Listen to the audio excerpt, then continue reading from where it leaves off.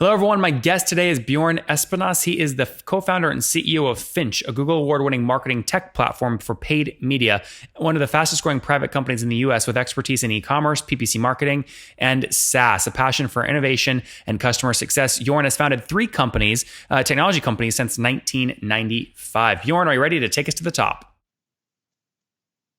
I am ready. Are you? I am ready. Tell us about Finch. What's the company do? And I really want to dial in on your SaaS model. How's that work? Sure. So we started Finch 9 years ago. And before we had Finch, we had an e-commerce platform. And we did every channel but paid search. And our pursuit of trying to find a partner that could do paid search for our e-commerce clients did not end up so well. Plenty of agencies out there, plenty of promises, but when it comes to executing an e-commerce paid search or paid media campaign, it takes very strong discipline to be able to spend budget and deliver revenues that are profitable in return. So that's what we set out to do. We couldn't find a partner, so we decided, let's go and build a software platform that can do this. So walk me through how the SaaS piece works. What are people paying per month on average, and what do they get for that?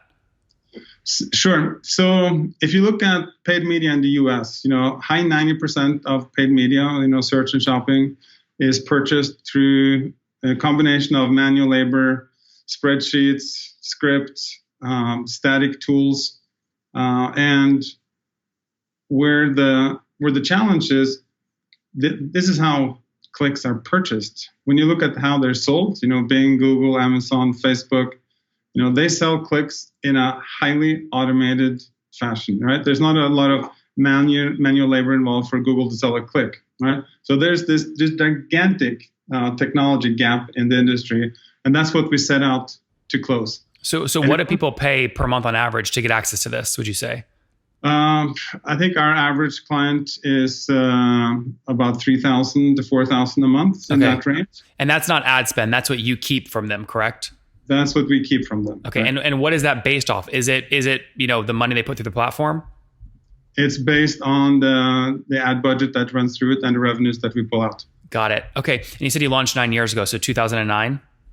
Absolutely. And what have you scaled? Yeah, the interesting thing is not much have changed. All the technology in this industry is on the sell side.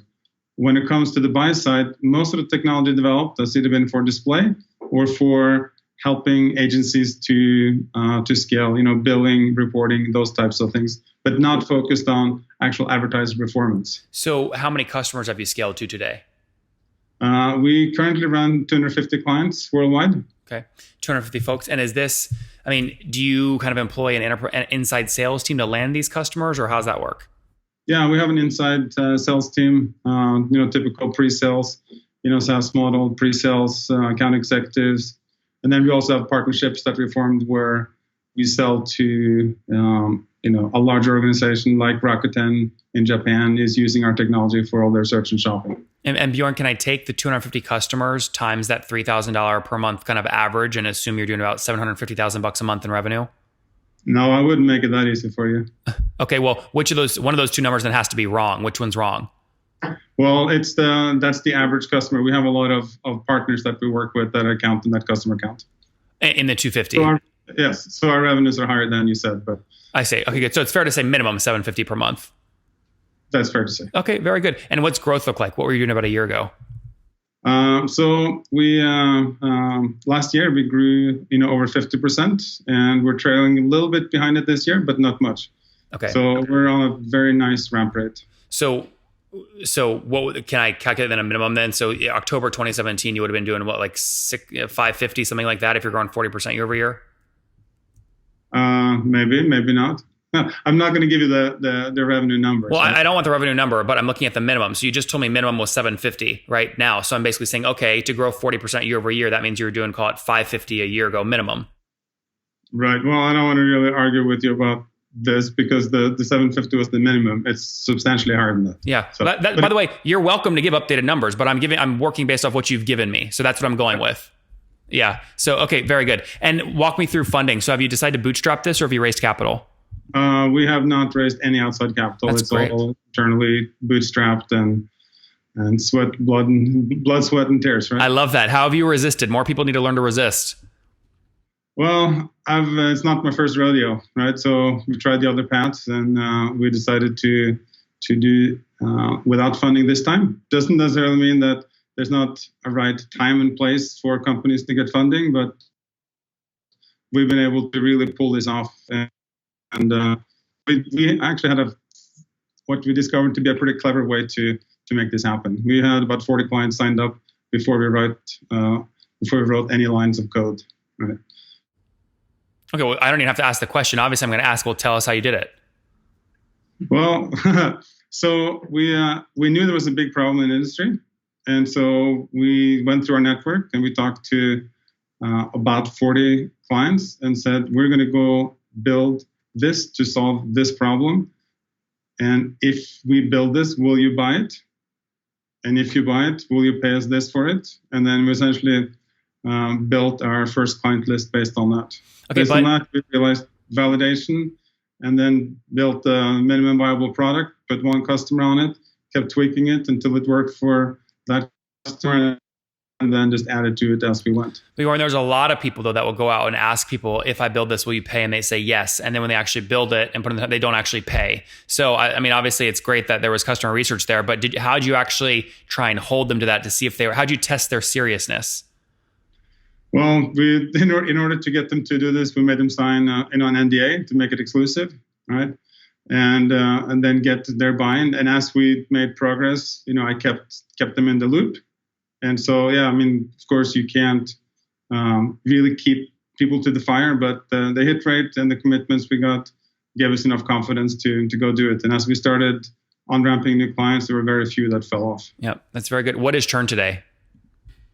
Churn in our target audience, we're churning about 11% a year. Okay, that's 11% revenue churn per year. Yeah. And you used very specific verbiage there, which was in your target kind of audience. But if you look at your entire paid customer base, is it still about 11%? No, it's higher than that. And part of that is we're moving very quickly up market. We started out in the micro, the SMB market, and we're working our way up really fast. And as a result of that, in order to take advantage of a platform like this, you need to have a lot of data that flows through it. And a lot of the smaller clients that we had from that legacy clients, we're letting those fall off, as we're not really putting a lot of effort into keeping those. Mm-hmm. It's more focused on enterprise level clients.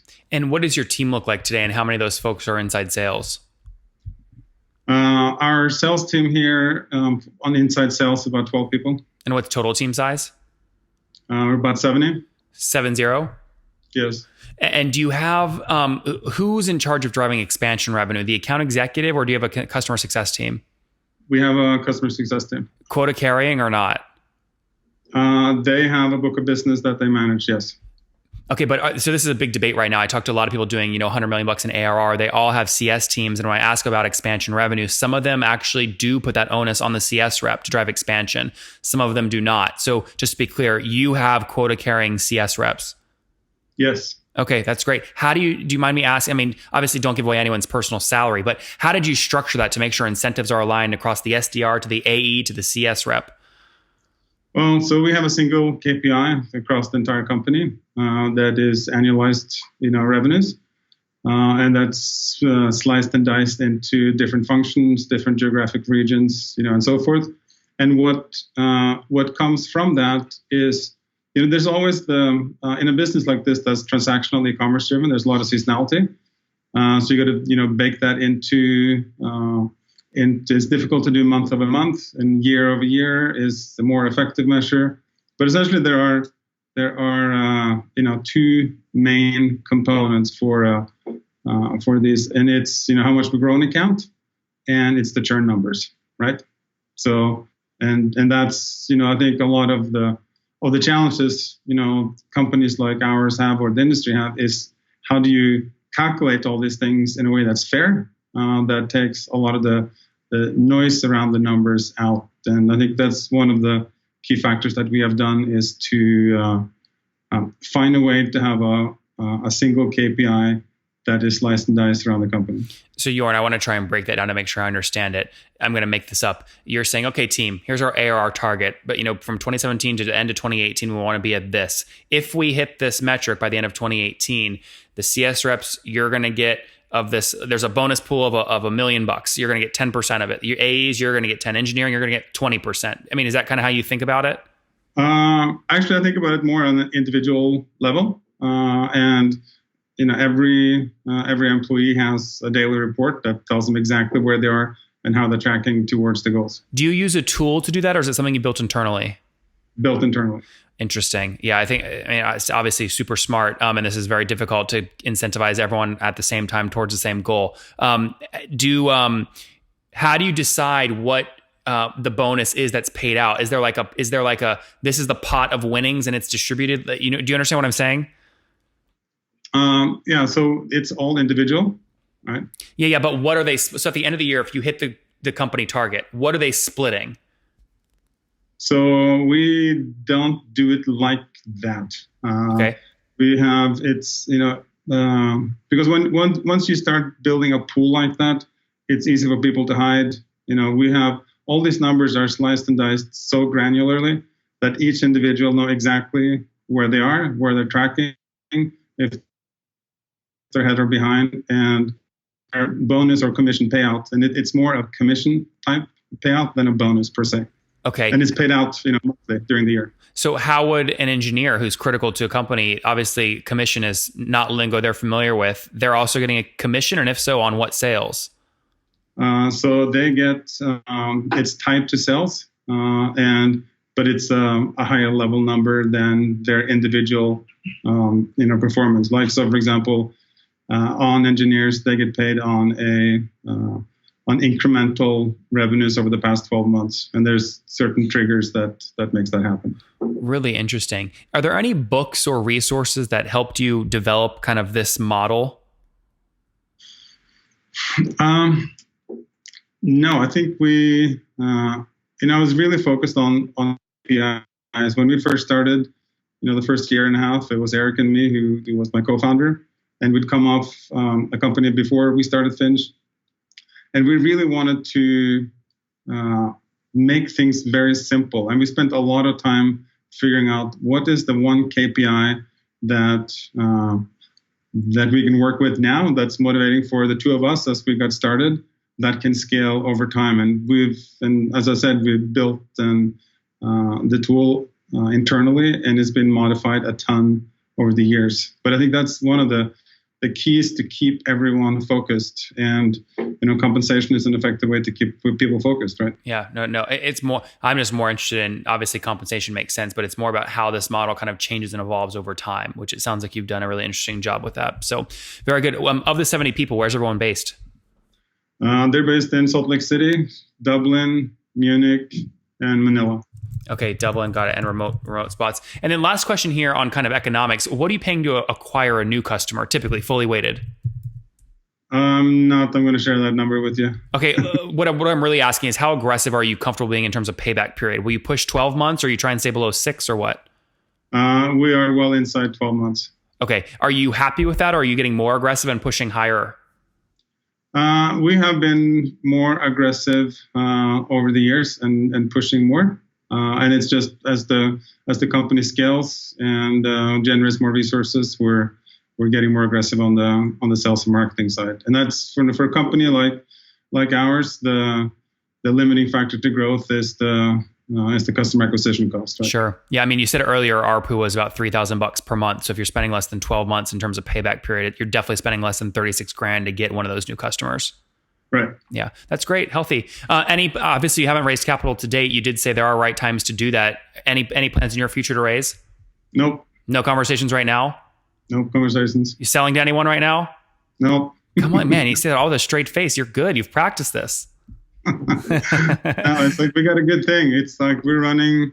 I think one of the ultimate luxuries in life is you get to choose who you work with. Yeah. And we're solving a really big problem for a lot of companies out there, and we're just getting started. Bjorn, I love that. Let's take it home here with the famous 5. Number 1, what's your favorite business book? Good to Great. Number 2, is there a CEO you're following or studying right now? No. Number I looked at Mark Benioff a lot. Like I Okay. said, Number 3, what's your favorite online tool for building your business? LinkedIn. Number 4, how many hours of sleep do you get every night? 5, 6-ish. Okay. And what's your situation? Married, single, kiddos? Married with children. How many? 2 daughters, 2. Okay. 16 and 15. Married 21 years. That's amazing. And how old are you? 53. 53. Last question. What do you wish your 20-year-old self knew? Don't worry about what anyone else thinks and think bigger.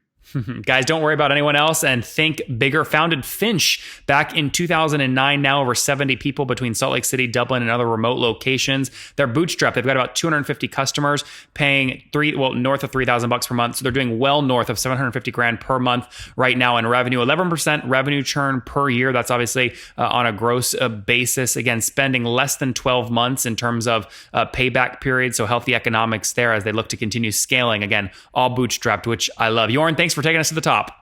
Hey, thank you so much.